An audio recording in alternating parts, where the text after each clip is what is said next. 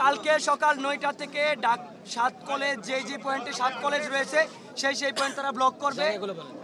Titumir college, Bangla college, Eden college, Badrunnesa college, Dhaka college, Suhrawardy college, কবি Nazrul college, সকল college তার পয়েন্টে অবস্থান নেবে এবং যে সকল পুলিশ যাদের নেতৃত্বে হামলা হয়েছে তাদেরকে দ্রুত সময়ের ভিতরে দৃষ্টান্তমূলক শাস্তির আওতায় আনতে হবে।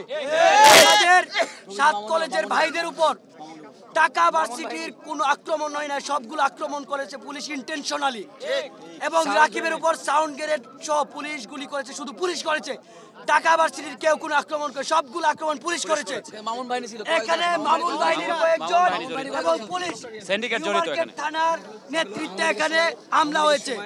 আমরা দেখেছি পুলিশ তাদেরকে শেল্টার দিয়ে এদিকে এনেছে এবং আমাদের উপর হামলা করেছে।